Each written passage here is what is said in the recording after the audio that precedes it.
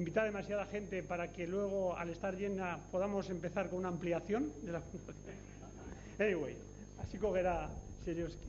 Hezkuntza sailburu jan agurgarria, herri agintari agurgarriak, adiskideok, jaun andreok, agur terdi. Nire lehenengo hitzak eskerrak emateko izango dira. Eskerrak etortzeagatik eta eskerrak ekitaldi hau posible egin duten guztiei. Eusko Jaurlaritzako Hezkuntza, Unibertsitate eta Ikerketa Saila, Industri Saila, Gipuzkoako Foru Aldundia, Euskal Herriko Unibertsitatea, Donostiako Udala eta Gipuzkoa Donostia Kutxa. Este capítulo de agradecimientos, hay que decir que de la idea a la realización uno pasa por muchos ups and downs, aunque la verdad que para mí al menos ha sido fácil. Gracias, por un lado, esta inauguración a la eficaz ayuda. Quiero agradecer a Ana López de Goicoechea, Eli Mendizábal y Marimar Álvarez por haber mantenido la sonrisa amable en momentos de estrés y de tensión. Hoy mismo se nos inundaba toda la entrada de la Fundación. También el Departamento de Física Materiales nos ha ayudado ejemplarmente. Vaya el agradecimiento a todos en el nombre de su director Ángel Alegría, ¿no? Y hay dos personas sin las cuales esta inauguración no hubiese sido posible. Yo lo quiero decir claramente. Todos los múltiples detalles de organización, diseño, etcétera, han sido posibles gracias a la generosa, eficaz entrega y dedicación del profesor Juan Colmenero, que es el director de la Fundación, y de Alberto López Basaguren, que es el secretario de la Fundación. Hoy no está aquí y no quiero dejar de nombrar a Pello Salaburu, que tomó esta idea con cariño y la impulsó de la misma manera y con el mismo entusiasmo que lo está haciendo y lo hace el actual rector de la Universidad del País Vasco, Manu Montero, siendo el vicerrector de investigación Javier Zúñiga, el de antes y el de ahora, el nexo entre los dos equipos en este campo concreto. Azken 20 urteotan, zientzia eta teknologiak aurrerapen handia izan dute gure herrian. Gernikako estatutuaren hitzarmenak gure eskuetan jarri dituen baliabidei esker. Darabilgun auziari ondo datorkion Michelenaren aspaldiko testu honekin hasiko naiz.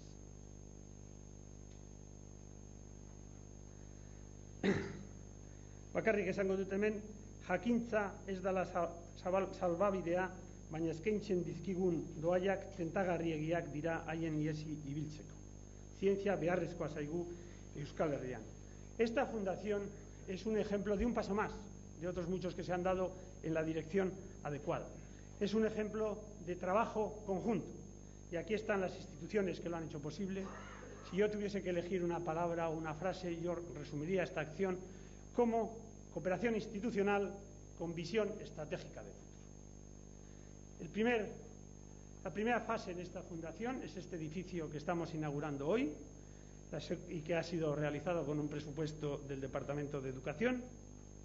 La segunda fase es la que ven hoy, que va a desarrollarse en el edificio conjunto por el Departamento de Industria y que será, así lo espero yo, haciendo las cosas lenta pero bien, un futuro centro propio de investigación del Gobierno vasco. Los fines de esta fundación son promocionar las actividades de investigación científica que sean de interés para la sociedad vasca y para el desarrollo científico internacional en el campo de la física de la materia condensada y ciencia de materiales, fomentar la colaboración y el intercambio de investigadores, grupos de investigación e instituciones científicas internacionales, específicamente fomentar el trabajo conjunto con la Universidad del País Vasco, Euskal Herriko Unibertsitatea, que es el alma mater de la parte científica de la Fundación, y coordinar sus actividades con todos los demás centros del País Vasco, siguiendo las directrices que imponga el Gobierno vasco o que empuje el Gobierno vasco. Este año, esta Fundación tendrá una serie de actividades, reuniones y congresos internacionales en hot topics, tópicos que están al pil, tópicos calientes, como se dice en inglés, y que reunirán a los mejores especialistas mundiales, junto con los grupos de aquí que trabajamos sobre esos temas, para abrir nuevas líneas hacia el futuro y establecer cooperaciones y directrices. También tenemos un programa de profesores visitantes de altísimo nivel, algunos de los cuales aparecen aquí, aparecen gente como el profesor Rohrer, que es Premio Nobel de Física, el profesor Ricci, que es honoris causa por la Universidad del País Vasco, Howie, que es el director del Cavendish, famoso Cavendish Laboratory de la Universidad de Cambridge, que está tan ligada a la historia de la física, luego veremos algo sobre esta historia, y algunos más.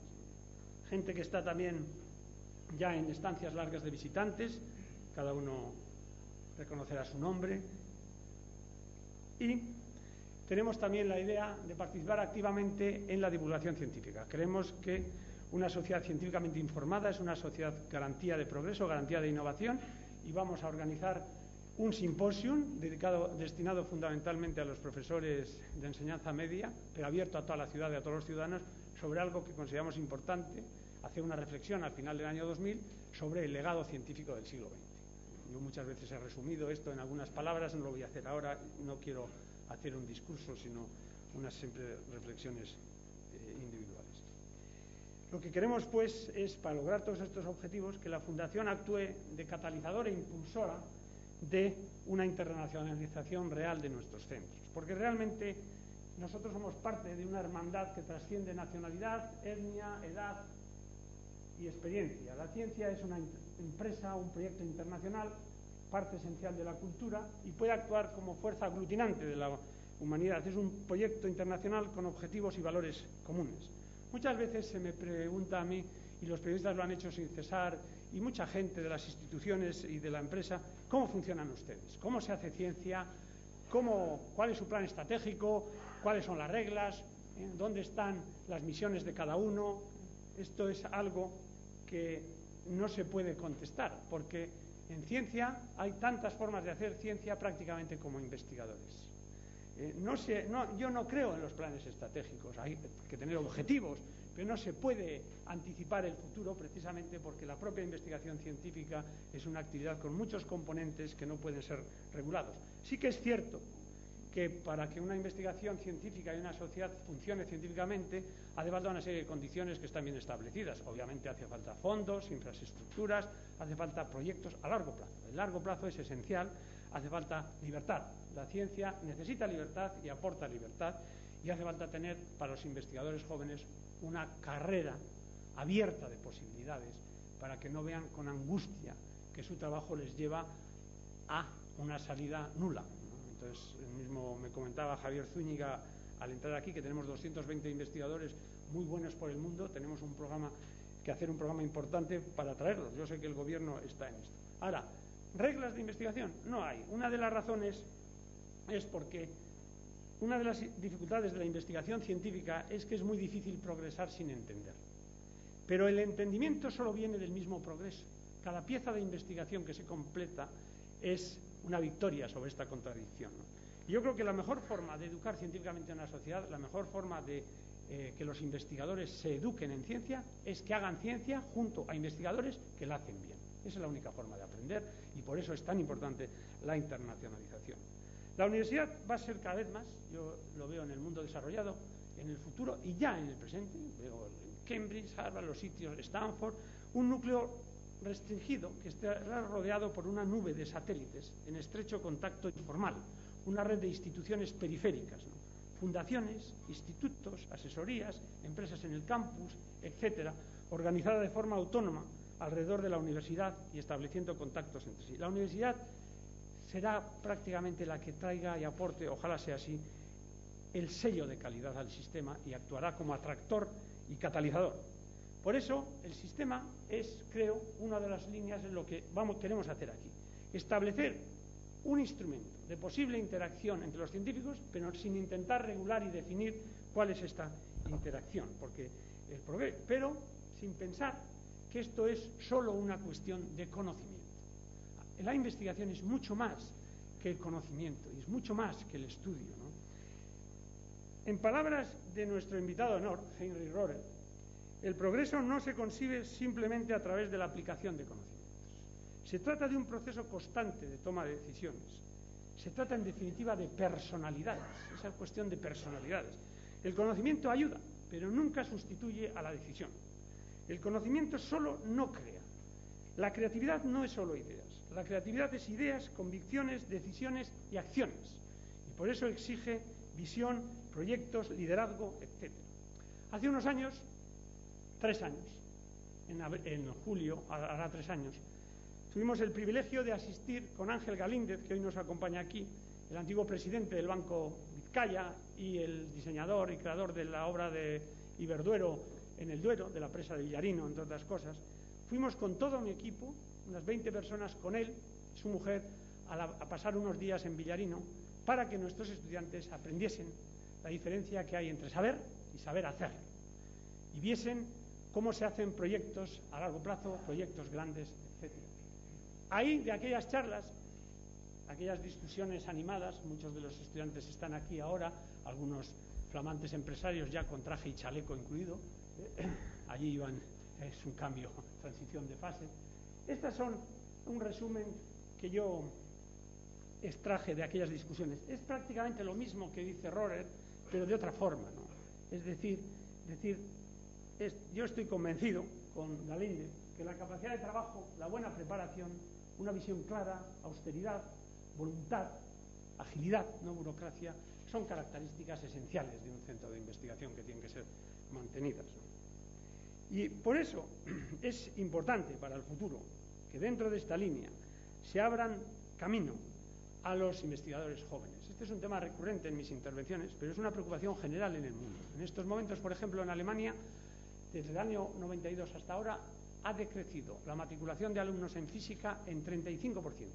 La ciencia es demasiado dura para las buenas mentes que prefieren actividades con muchas más recompensas inmediatas y financieras, como es el mundo que todos conocemos, que lo estamos viendo en la televisión todos los días, etcétera, ¿no? Sin embargo, en propio Norteamérica tienen este problema. Aquí hay una copia de una carta de uno de los estudiantes investigadores de Phil Anderson, quizás uno de los grandes científicos del siglo, que hay varias razones, dice el estudiante que escribe a una empresa, para dejar el mundo académico, no siendo la menor el deseo de un entorno de trabajo que recompense a los que se arriesgan, a los que afrontan riesgos apropiados. Los problemas que me han atraído, escribe él, han sido motivados por datos y hechos reales, para los cuales no existen modelos teóricos. Participar en estos proyectos requiere un deseo de nuevos desafíos, un apetito para el riesgo y la habilidad para ser innovador y a la vez humilde frente a los hechos.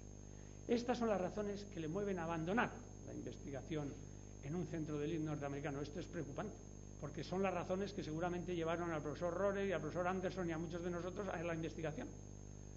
Y él añade, frente a este debate que hay, que algunos de ustedes habrán seguido sobre el fin de la ciencia, que la mejor manera de evitar que la ciencia acabe es proporcionar oportunidades en abundancia a la gente más creativa y original de nuestros jóvenes. Esto no está sucediendo, pero tiene que suceder. Esto es lo que tenemos que hacer nosotros.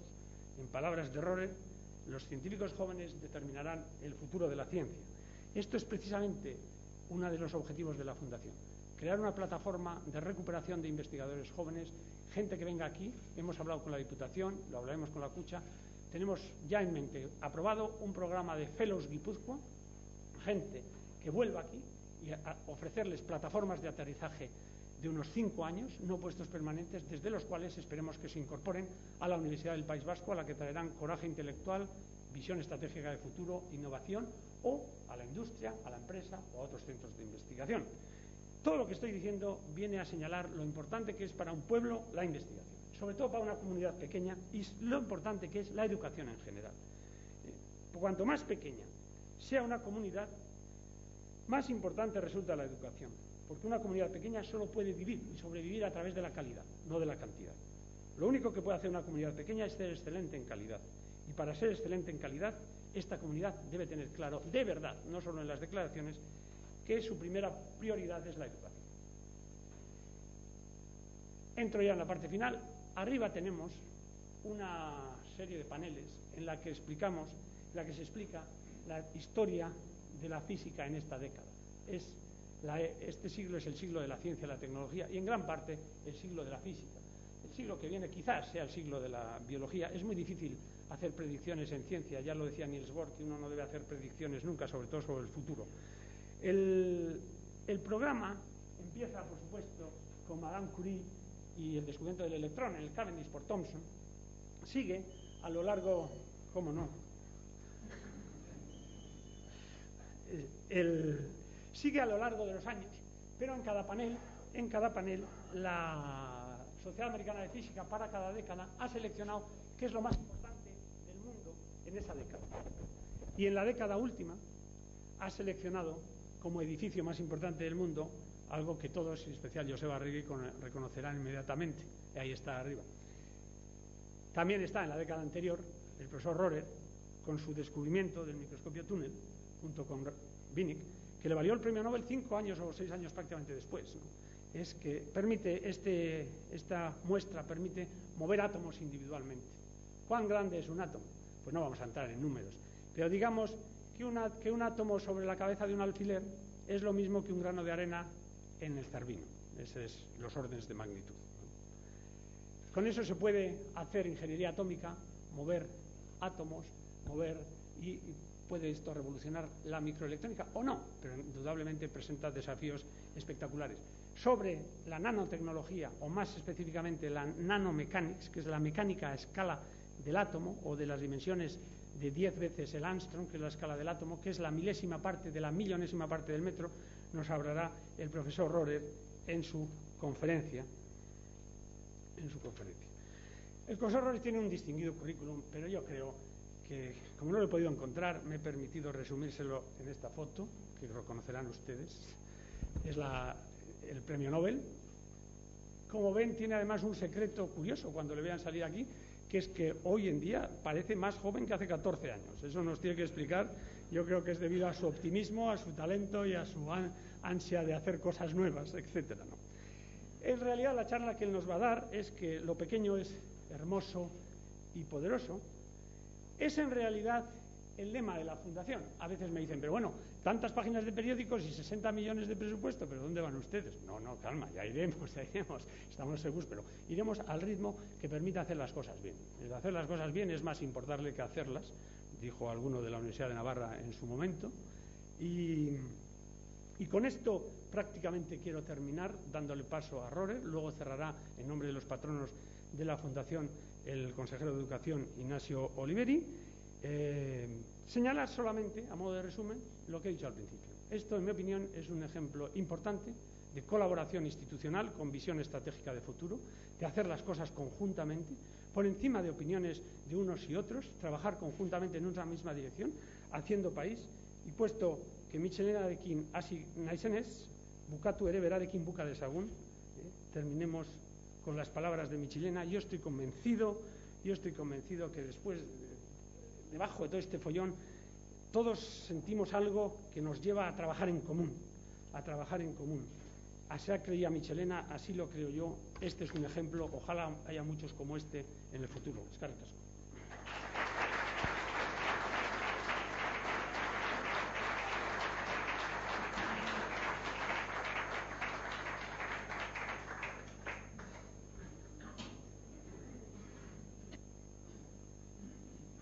Ladies and gentlemen, yesterday when I came from Bilbao, drove here, that's a country just like Switzerland. And today, in any case, with all the rain. I think this area has, in many ways, a lot of parallels to Switzerland. I think from practically every angle. That's why I also feel very well here. Let me first just say a few words about science and international aspect of science to let's say to support, but also I think to make you understand the necessity of such international centers you have here, or you are going to have here. Science was the first global enterprise. Global was a word in science long before the business world or even the political world used it.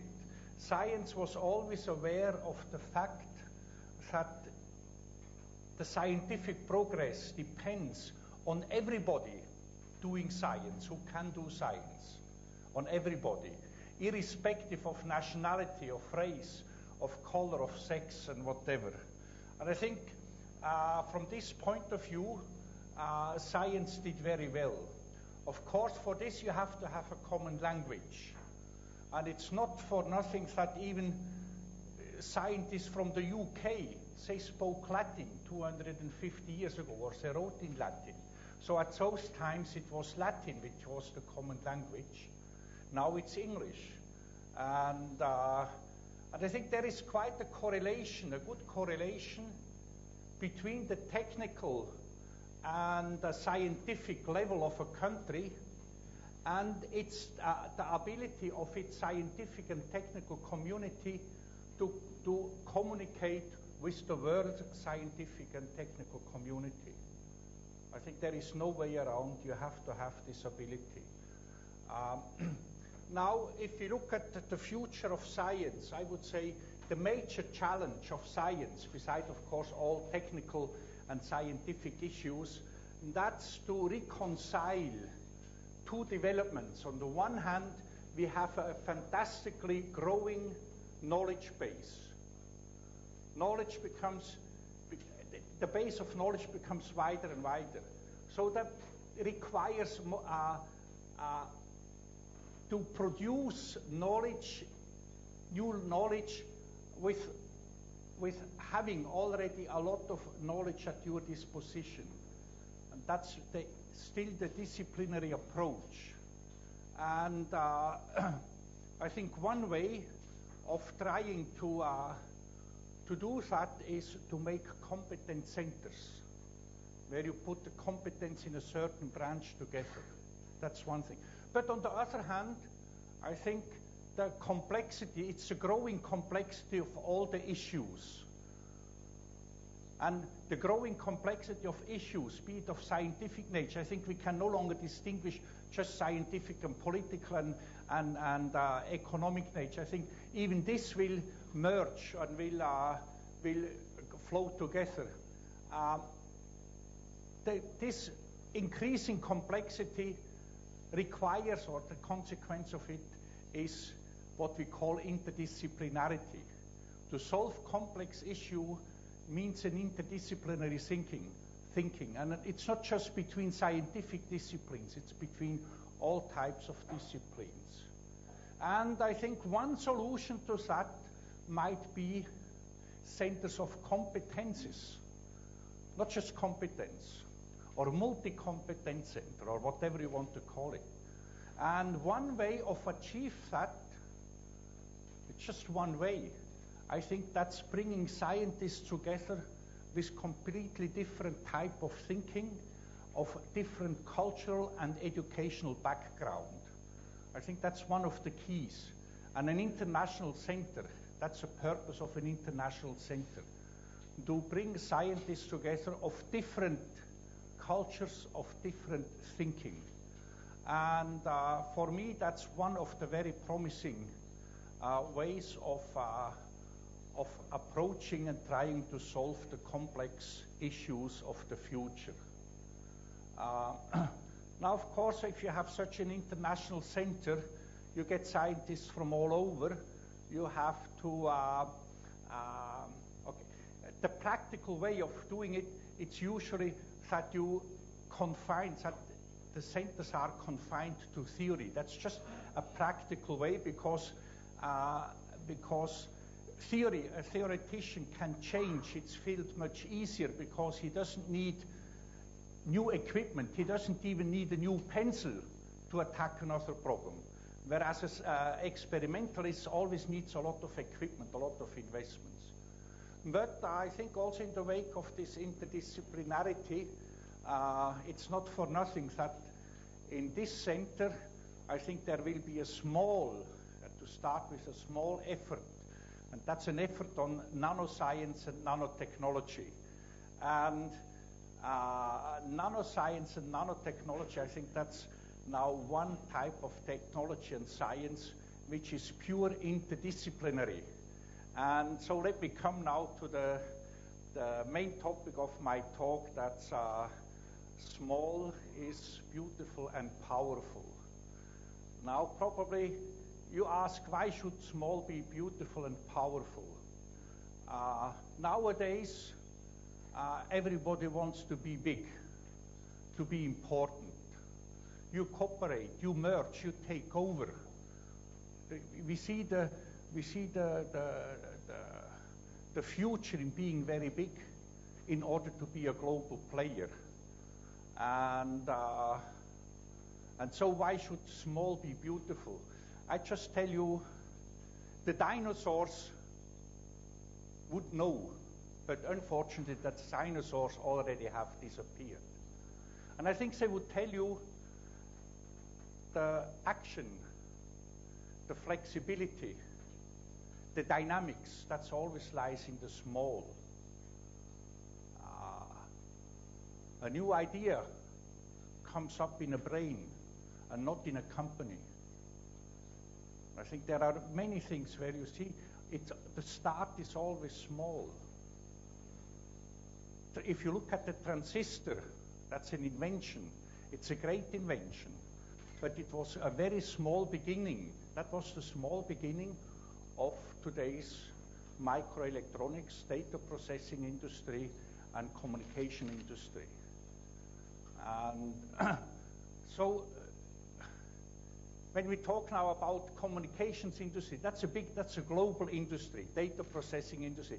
And nevertheless, it rests on the smaller and smaller. These industrial branches got larger and larger only because we could make the components smaller and smaller. So you see, you always have small, and on the other side you have large. Small and large we always conceive as contrast. And I would say it is not really a contrast. I would call them contrasting complements. They complement each other. Because you could make everything smaller, the industry grow bigger and bigger. And so let me just show you a little bit what is the future by going even smaller than we are nowadays. And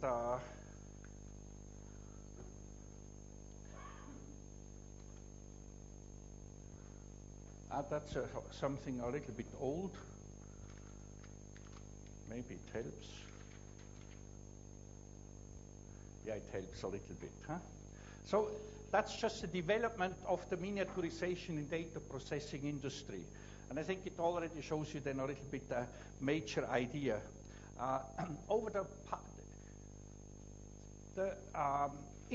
Data processing industry started really to grow with the electronics, with the transistor. And over this period, you see that the number of atoms you use to store 1 bit of information has come down from 10 to the 19 to something like down there. So the size of a bit for storage, for a memory, has decreased 1 billion times. That's 1 million times 1 million in these 40 years.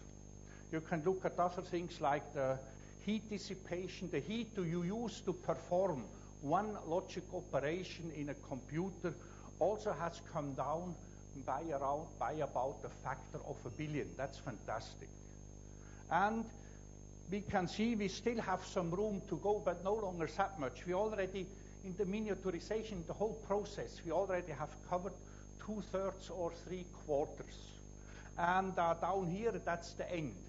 There it doesn't make sense to miniaturize even further for various reasons.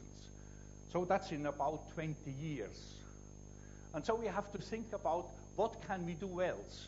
Okay, part of nanotechnology covers this part here. And another part will bring something completely new. Now the question is I'm always asked, what type of products will we have? I don't know. You see, even in microtechnology, just go back 40 years. 40 years or 50 years when the transistor was invented. One knew there was already some electronics with tubes, but one didn't really know what to do with it. That's why the Americans licensed the patent to the Japanese, and the Japanese were the first ones who built the radio with small transistors. Then afterwards came the breakthrough of the integrated circuits, but at no time in this evolution of these 50 years we could predict what would happen in 10 years. 10 years ago, nobody would have talked about the internet, you see. And so I think the same thing will also happen with nanotechnology. You see, microtechnology, microelectronics was not just building more and more radios and smaller radios. There were completely new products coming out which you didn't know at that time. And so I think the same thing will happen also in the nanotechnology in other domains than just down here. And I just would like to give you a few ideas. Just think, let me come back to this, to the power dissipation which you use when you compute. We have come down by a million times, to in the efficiency to perform computation. And nevertheless, today, the data processing industry alone spends 1 billion, a European billion, that's a million Swiss francs per year on electricity. That's a tremendous amount. In spite of this fantastic decrease of, so that shows you maybe a few things we don't do right at the moment. And I just give you an example, and that brings me then to the essence of nanotechnology. We know if we take a computer, a real big computer, using 100 kilowatts, that's a rather big computer. If we want to perform certain tasks, for banking, it's doing very well. For insurance companies, it's doing very well. If we want to use them for a simple task like pattern recognition, then it does very badly. A computer has a long time till it finds out, okay, that's a pear tree and this is a pine tree. And if you turn the picture over, it doesn't even recognize that this is now a picture of a pine tree which is upside down, you see. Whereas a human runs on 100 watts, very little energy, and practically nothing of the 100 watts is used for thinking. Some people, nothing at all, but so with very little power for thinking, we immediately recognize a pattern. So that shows you these are completely different worlds. And so the idea is, can we not get closer to getting certain problems, to solve certain or a big class of problems much easier than we do it nowadays? And the key to it is nanotechnology, because the brain, nature is nanotechnology. In nature, everything happens on a nanoscale and is synthesized to micro and macro components or processes. For instance, that's the difference between the movement of a flamenco dancer. Nature moves on nanoscale. Every muscle, small parts contract and expand. And then this is synthesized to a macro motion which is much more elegant than what the robot can do. That's again, you see, that's a difference. And so for nanotechnology and nanoscience, I think the inspiration for the directions we will go will come from nature. And why is it so? Why does nature use nanotechnology, or why is everything done on the nano size? I think so small is wonderful because small brings completely new opportunities and completely new possibilities. Okay, it also brings some problems, but I think it contains the dynamics, the actions, the elegance. But nature really built life on nanofunctionality, of the functionality of nanometers, small elements. maybe if I should have told you, nanometer is a thousandth of a micrometer, and a micrometer is a thousandth of a millimeter. So a nanometer is very small. Nanometer is about 3 times as large as an atom. An atom is roughly a third of a nanometer. Okay. Okay, small is wonderful. Okay, because small means practically always much faster. Small means large numbers. You see, small but large numbers. Small means sustainable. I think that's very clear. It already showed you if you would do the same computation nowadays. Yeah, that's also not very good. Sorry about that. I bought them new yesterday somewhere, and I think that wasn't a very good buy, but I think it was okay. Large numbers. Then small is sustainable. I think that's already obvious. If you use very little material, you can make more out of it.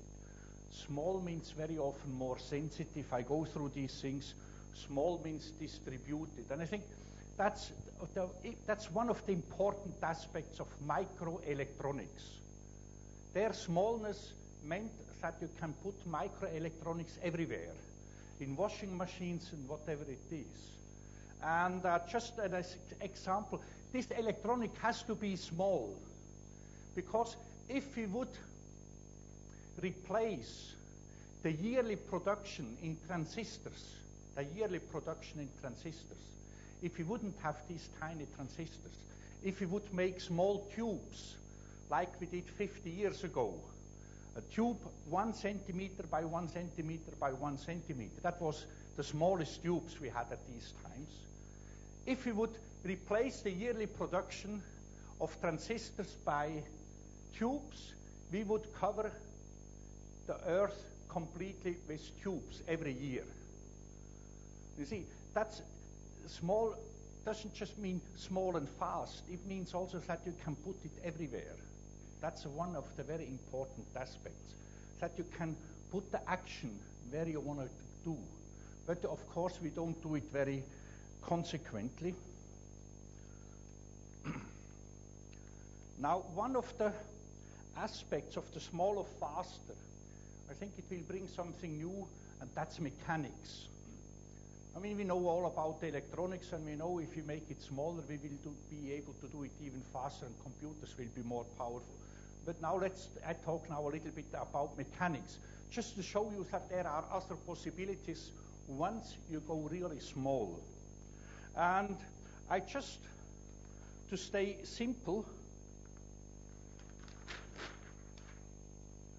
I just take a very simple mechanical tool, and you will see what you can do with a very, very simple mechanical tool, provided it is small enough. That's a simple cantilever beam. That's simply a cantilever, a beam. Okay, such a beam, you can bend, or you can make it vibrate. That's the two things. You can make it vibrate, or you can make it bend. You can bend it by when you pull on it, or when you, for instance, a beam, when you put some weight on it. And then you can combine these two.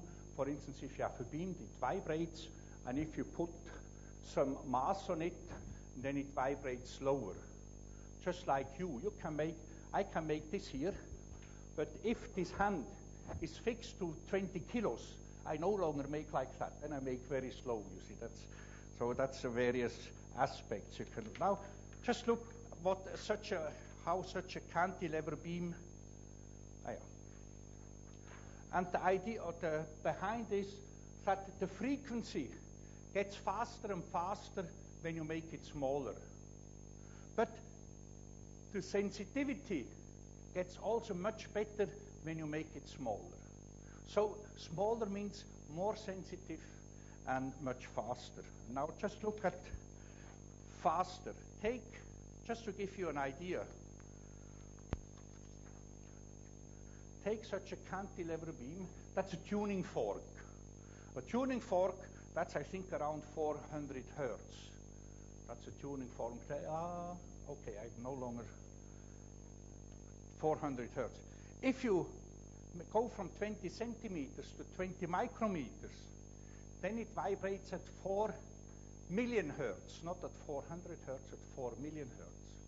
If you make it even smaller, 20 nanometers, and we can do that now, then it vibrates at 4 gigahertz. So you see, mechanics becomes very fast, becomes comparable to useful electronics. Another aspect of getting now I have to go from one side, from the right side.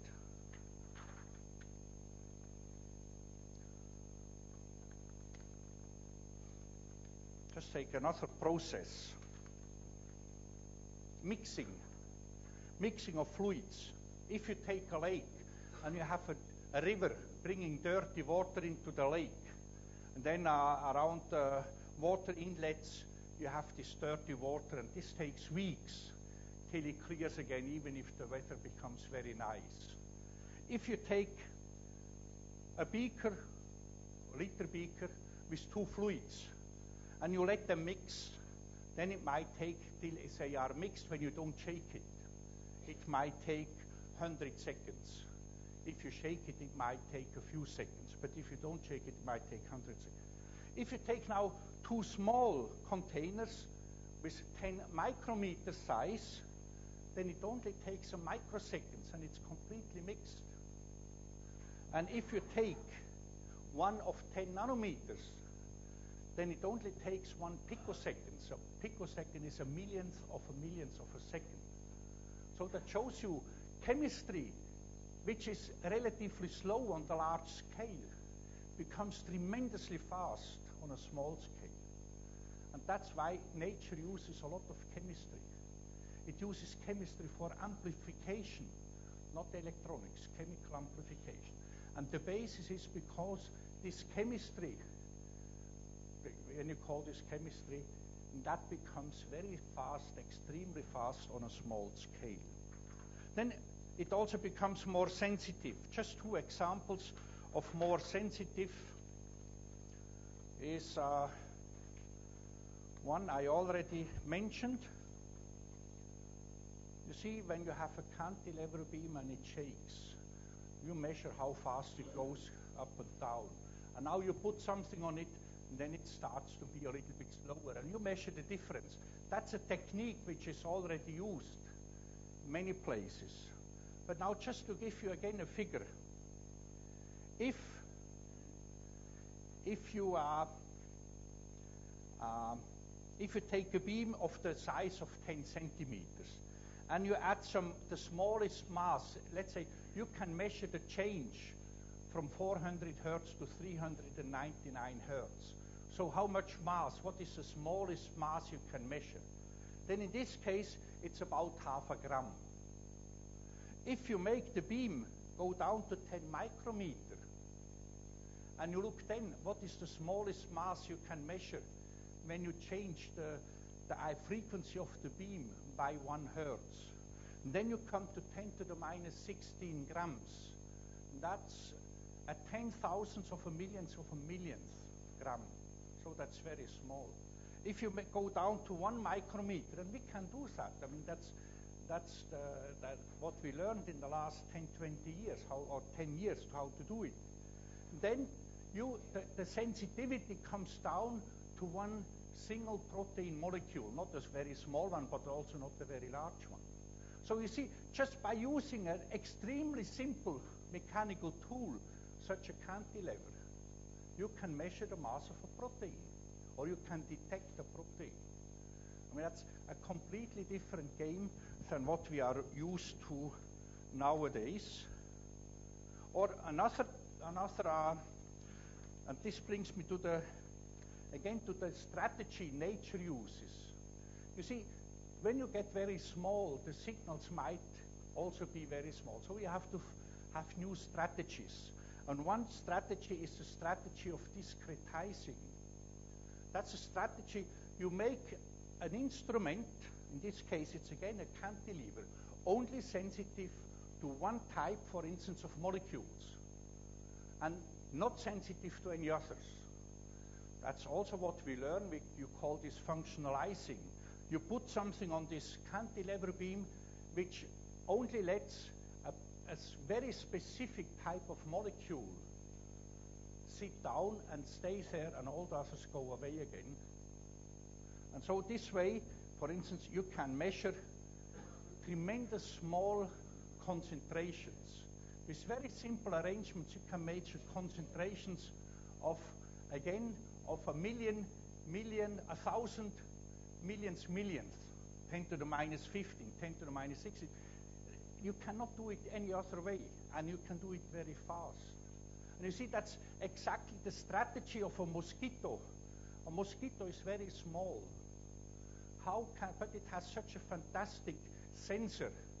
A mosquito, when you have the window open in summer, it finds you easily in bed. Just by a few molecules, which are typical for coming from people, you see. And it uses a few molecules, but it even knows where the molecules come from. That's because when it goes in these directions, the molecules are more dilute. When it goes in this direction, they are a little bit denser, and it goes along where it's denser and denser and denser. And finally, the mosquito even knows where to sting. And it does this just on the basis of molecule by molecule. And a mosquito is a very small thing.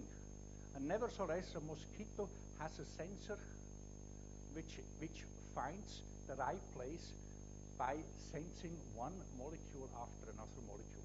And that's the idea. That's the idea behind nanotechnology. That's one of the ideas, the fascinating ideas behind nanotechnology. By making things smaller, by being able to work with individual molecules, you can increase sensitivities fantastically. and all this, we try now all this just by using a very simple cantilever beam.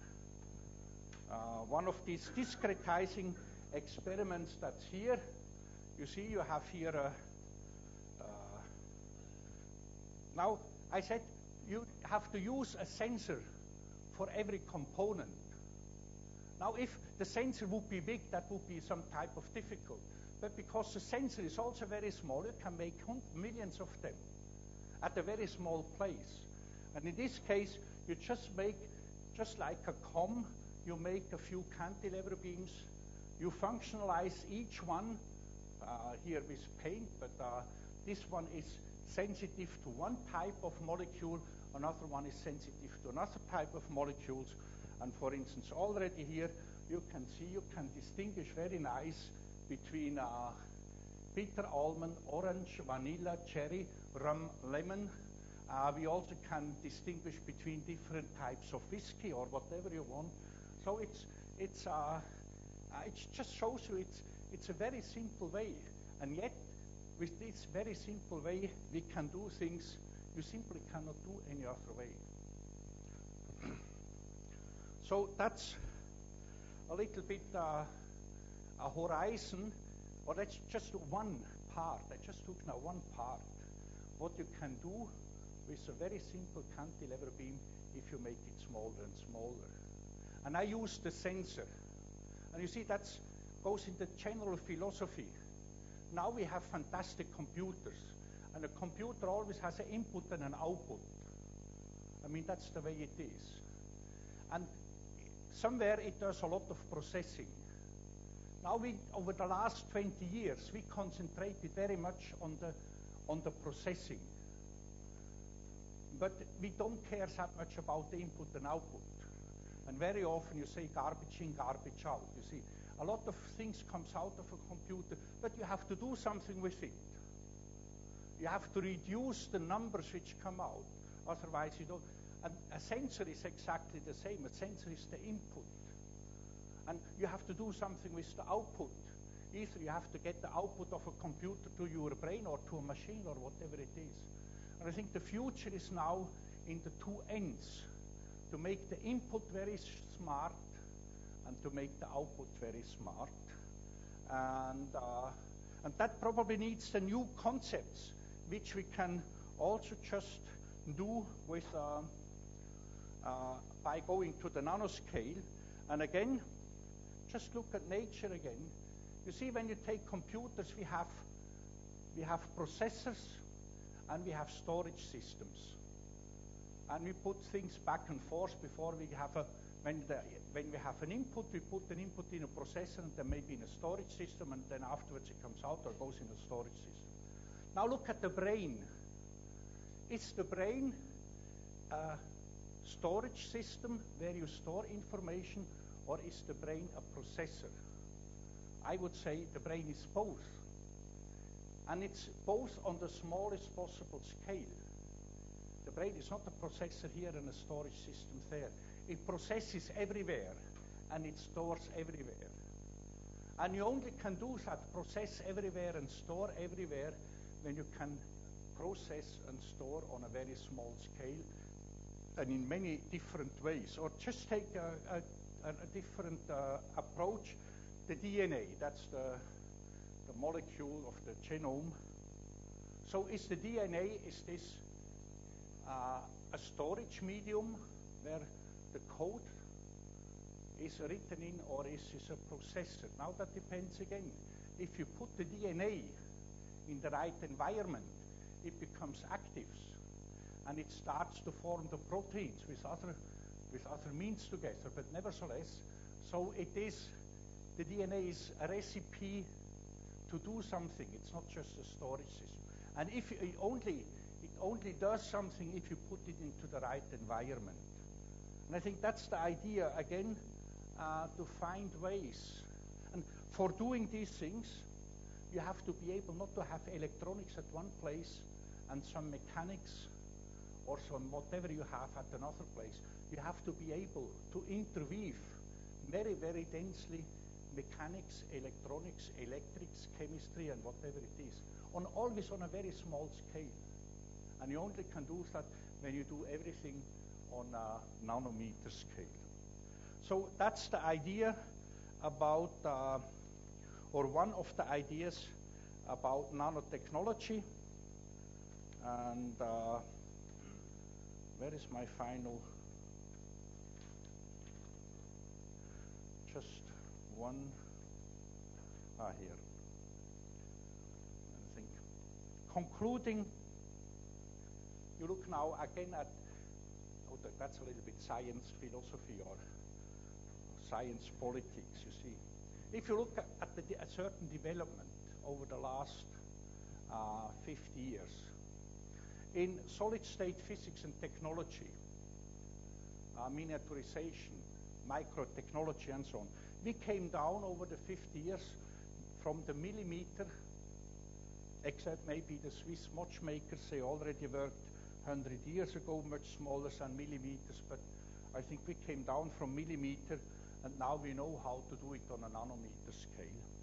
If you look at chemistry, on the other hand, chemistry 50 years ago dealt with small molecules. Now they deal with larger and larger molecules, macromolecular chemistry.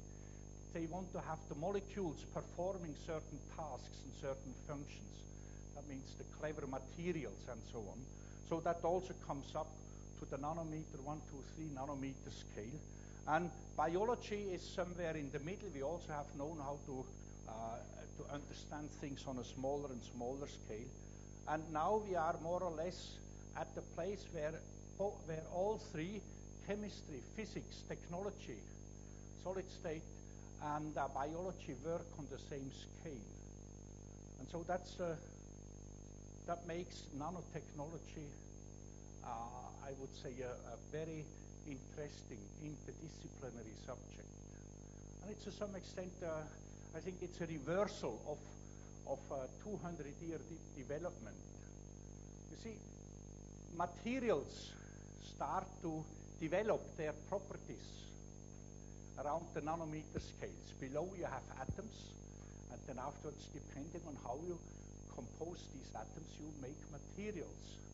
And depending on how you think about these materials, you are a physicist, or you are a chemist, or you are a biologist, you see. And when you went to larger and larger things, you became more and more a physicist, more and more a biologist, and more a chemist. Now we come back from the large scale to the small scale. Physicists, biologists, chemists.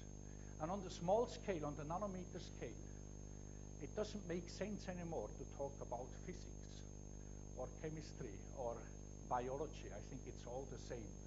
I think that's one of the real interesting aspects, and that's what makes the magic of small, the beauty of small, and the power of small. And I wish this center all the best for this small experimental beginning in nanotechnology. I think that's not because I'm a fan of nanotechnology, but I think that's really the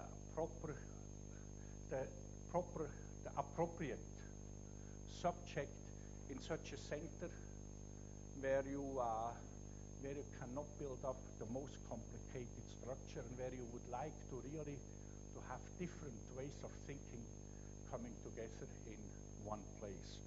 Thank you.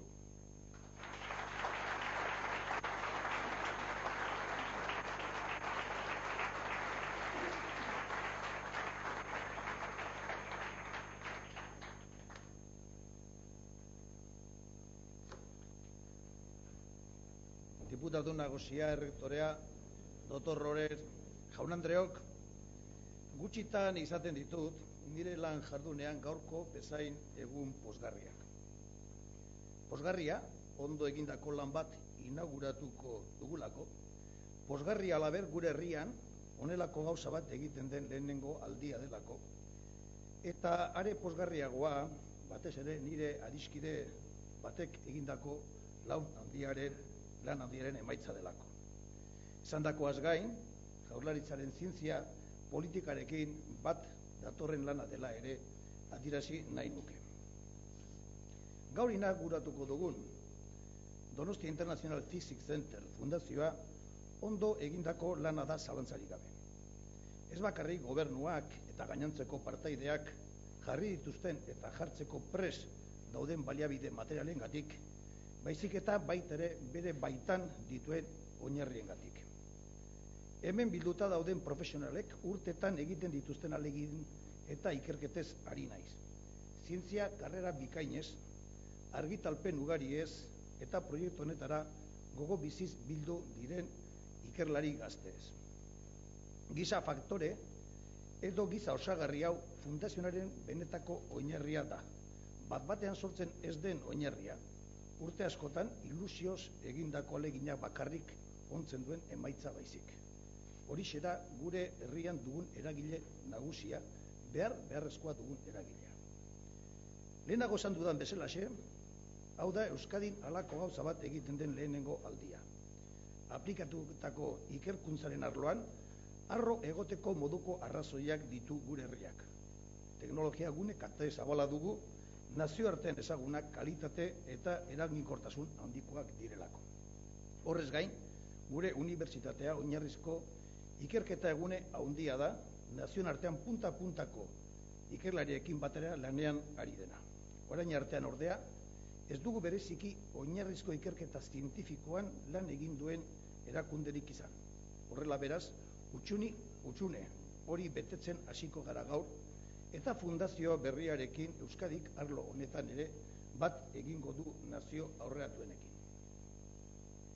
Existe también, como he mencionado, un tercer y no pequeño motivo de satisfacción, a saber que esta excelente institución científica sea, de modo muy particular, la obra de una persona amiga, Pedro Miguel Echenique, primer titular de la cartera que ahora ocupo en el gobierno y siempre amigo incondicional.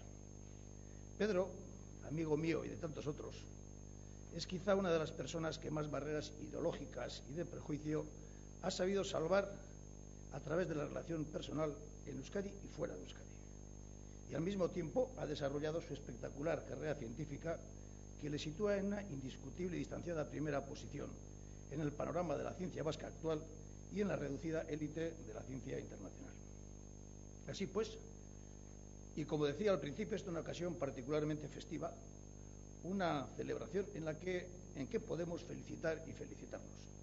felicitar a todos los científicos que han hecho posible este logro y felicitarnos nosotros, todos los donostiarras y todos los vascos, por disponer desde hoy entre nosotros de una institución científica de primer orden, una institución que sin duda va a llevar el nombre de esta ciudad y de esta tierra a las páginas impresas de las revistas científicas más acreditadas y a las páginas electrónicas de los sites más visitados en el mundo de la física. Sin embargo, y con ser muy importante el reconocer la trascendencia de este acto y el dar la enhorabuena a sus protagonistas, hay otro aspecto que como consejero de Educación, Universidades e Investigación deseo subrayar claramente, y es la perfecta sintonía entre el espíritu que anima esta fundación y lo que son las líneas maestras de la política científica del Gobierno, porque la fundación materializa, realiza o concreta muchas de las ideas principales que sustentan la política científica vasca. La institución que hoy inauguramos es ante todo un centro de calidad y la política científica del Gobierno prima por encima de toda la calidad, por encima del tema de estudio o del área de trabajo, por encima de consideraciones geográficas, sociales o de oportunidad, por encima de su aparente interés práctico, por encima de todo la calidad.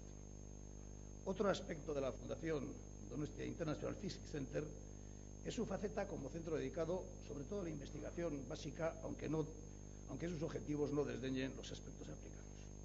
La orientación de este centro es, como antes mencionaba, una novedad en nuestro ambiente y llena una necesidad de largo tiempo sentida. La investigación básica es realmente insustituible como sistema de generación de conocimiento y como escuela de investigadores. Sin una investigación básica floreciente, es muy difícil que haya una investigación aplicada realmente original. Hasta ahora en Euskadi, la investigación básica ha tenido lugar de manera casi exclusiva en la universidad. Desde hoy, la Fundación, por otra parte muy vinculada a la Universidad Pública Vasca Euskal Herriko Unibertsitatea, inicia una andadura independiente y prometedora en el mundo de la ciencia. Otra característica de la nueva institución que no quiero dejar de señalar es que nace con una decidida vocación de ser semillero de nuevos científicos. Y también esta proyección formativa encaja de lleno en lo que ha sido y es el quehacer diario del Departamento de Educación, que ha impulsado la formación doctoral y postdoctoral de jóvenes vascos en los mejores centros de Euskadi, del Estado y del mundo, y la reincorporación al sistema vasco de ciencia y tecnología de los investigadores formados. Aspecto este último, el de la reincorporación, en el que vamos a dar un salto cualitativo que permita que este gran capital humano se incorpore en mayor medida y así incremente su aportación al sistema científico del país. Un último aspecto de la Fundación que nos debe llamar la atención es su dimensión internacional. A este nuevo centro van a venir a aprender y a enseñar profesores y alumnos de todo el mundo. Pues bien, si hay un apartado en su currículum vitae que no va a ser tomado en consideración a la hora de seleccionarlos, es su nacionalidad. El origen geográfico, tanto como la afiliación política o las ideas religiosas, es un dato estrictamente ajeno a la actividad científica y en modo alguno puede ser considerado en el ejercicio de la investigación. No podía ser de otra manera, pues solo la integración plena en el orden internacional puede permitir el desarrollo de una actividad científica que, siendo auténticamente universal, pueda con realismo llamarse vasca.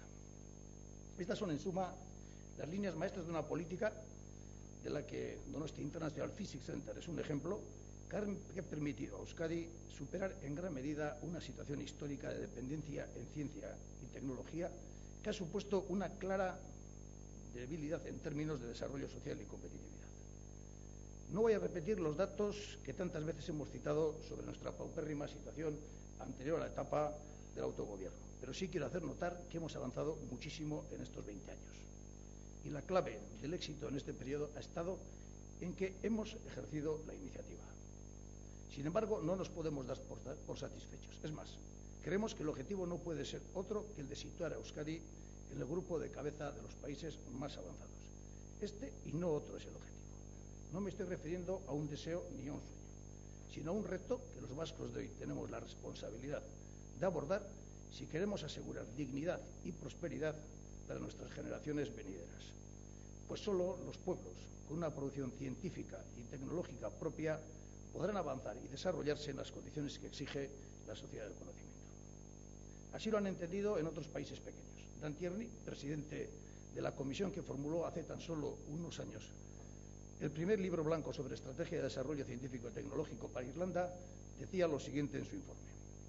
Hemos asumido históricamente que como país pequeño no necesitamos desarrollar nuestros propios conocimientos y podemos apoyarnos en las innovaciones de otros. Esta es una orientación que otros países pequeños han rechazado, entendiendo que cada país debe de construir sobre su capacidad de crear, absorber y aplicar nueva tecnología, venga de donde venga. Irlanda debe adoptar una política similar. Desde el giro histórico que supuso el informe Tierney, los irlandeses han dejado de ser una colonia para emprender un camino de iniciativa propia en ciencia y tecnología que ha dado resultados espectaculares. Como en el caso de Irlanda, existen otros ejemplos en los países nórdicos que han demostrado las claras ventajas que aporta una política de promoción y explotación de los recursos propios con criterios competitivos. En nuestro caso, estamos plenamente convencidos de que ello exige la apuesta clara del poder político, de la universidad, de la empresa y del conjunto del entramado económico y social, es decir, de la sociedad vasca, para crear las condiciones humanas, políticas, infraestructurales y económicas que nos permitan llegar a la vanguardia en ciencia y tecnología, es decir, estar a la vanguardia del futuro. En este contexto y con esta conciencia clara, el Gobierno apuesta inequívocamente por la creación de nuevos centros de investigación básica competitiva a nivel internacional, abiertos en su concepción, periféricos al sistema universitario y soportados por nuestros más sobresalientes valores científicos. Coincidiendo con la inauguración de este centro, me complace anunciar que el Gobierno vasco impulsará en el ejercicio de la competencia estatutaria la confección de una red de centros de investigación básica de alto nivel en nuestro país que sitúe las bases de un edificio científico sólido que permita superar los retos del futuro. Estamos, pues, en el umbral de un nuevo periodo para la investigación básica que emprendemos con audacia y decisión. En esta ocasión, a la iniciativa del Gobierno se han unido el apoyo decidido de la Diputación Foral de Guipúzcoa, del Ayuntamiento de Donostia, la Kutxa y la Universidad Pública Euskal Herriko Universitatea. Pensamos que la acción coordinada de los agentes institucionales es indispensable para la creación de una red sólida de investigación, evitando la dispersión de las iniciativas que tan a menudo recalan en proyectos de escaso calado y limitado recorrido. No deseo entretenerles más. Posa aipatu dizuet hasieran eta baikortasunari buruz hizketan amaitu nahi dut. Asko dira Donostia International Physical Center fundazioak eta orokorrean ikerketa eta zientziaren eta teknologiaren garapenak gure herrian etorkizun bikaina izango dutela pentsarazten diguten arrazoiak. Nik nahikoa dut arrazoi batekin ordea. Eta arrazoi hori hemen fundazioan eta gure herrian lan egingo duten zientzialari gazte eta bikainen taldea da. Gazte horiek dira euskal gizarteak etorkizunari aurre egiteko daukan eragile nagusia eta beti berria. Horrez gain, Jaurlaritzak eta euskal gizarte osoak ekimenaren aldeko jarrera argia azaldu dutenez, ziur nago orain 20 urte, Pedro Miguel Etxenike sailburuaren eskutik Eusko Jaurlaritzak egin zuen etorkizuneko apustua irabazi egingo dugula.